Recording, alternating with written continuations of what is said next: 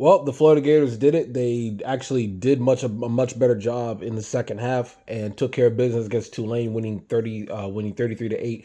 Should have been 33-0, but the stupid ass officials called their first pass interference penalty the entire game when they weren't even calling, when there was a bunch of pass interference calls that could have been called early throughout the game, and yet somehow they missed it. But they waited until the end because they didn't want Tulane to not leave the field with any points, which is a big fuck you to the Florida defense, but whatever. Um, good win for Florida. They get their first bowl win since 2019. They get their first 8-win season since 2020.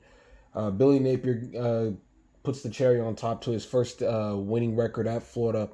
Like I talked about, the running game continued to be well for Florida. Florida got up by so many points in the fourth quarter that eventually freshman running back Kanan Daniels was able to get in and he got a score. So did a walk-on running back Anthony Rubio. Yes, Rubio, as in Marco Rubio's son.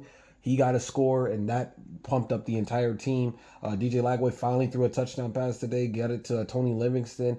Miles Graham had an interception today. Antonio Allen Jr. had an interception today. So, you know, it was kind of like a scrimmage. The bowl games that are not for the college football playoff are essentially scrimmages for players that didn't get a lot of action to finally get some action in this at this point of the season, and that's what happened. Florida obviously had the way more talent advantage than Tulane. They just have it's just a fact. I mean, Tulane is not going to be able to out recruit Florida, and they're not going to be able to have the depth that they need necessarily to be able to go into their reserves the way Florida did and win by 25 points. It is what it is. I will say DJ Lagway did not perform well at all by the standards of what he has shown throughout the season. I don't think that Billy Napier coached a good game in the first half. I mean, even in the second half, he was still burning timeouts constantly because he couldn't get the play out in time and with enough time for his team to for his offense to snap the ball. So all in all, it wasn't a clean performance, but it was kind of like the Florida State game. It was not efficient or clean at all, but it was way more than good enough to win by a big margin. And that's really what I wanted from Florida at the end of the day. They to win this game by like 3 or 4 possessions and 25 points. That's 5 possessions, or at least three. No, that's 4 possessions. Excuse me. That's 4 possessions.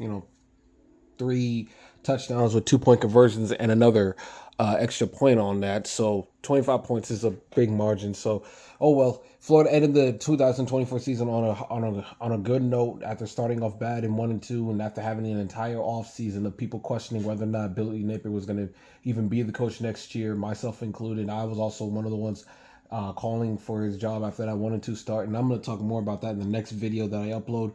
But we're just going to keep this on the game. Good for the players that got to get in. Good for Desmond Watson, him getting his moment, him being able to carry the football and get a first down and playing some offensive snaps. Good for him having the number one picture in the game in which he picked up the Tulane quarterback and just carried him in the air like the way the Georgia defensive lineman did Jaden Daniels a couple of years ago in the SEC title game. So that was the moment of the game right there. Florida's defense continues to play strong. I guess Austin Armstrong leaving UF for Houston didn't have too much of an impact on their defensive play tonight. It was really the defense that carried Florida to this win, and special teams as well. As Trey Smack having like what I think it was 4 field goals in this game. 4 field goals. Probably could have had potentially 5 if DJ Lagway didn't throw an interception, but it was just good. It was a good performance, good enough performance to do what they needed to do, and that was beat Tulane by a lot of points, and that's exactly what they did. So that season is over. 2024 is over. What was one of the toughest schedules in the season? When you look at Florida's strength of schedule, it was fifth best in the FBS, and to walk away with eight victories when people were questioning if you were even going to win 5, that's especially considering you've had 3 consecutive losing records and you've put that to bed.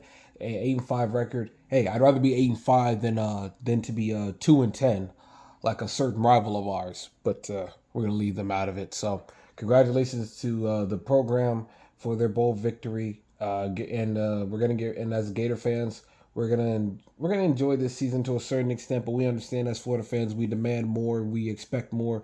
We're going to enjoy this for now, and then when spring comes around in 2025, we'll get ready because it should be a very exciting year. You're gonna have DJ Lagway getting more comfortable in his offense. You're gonna have more weapons around him.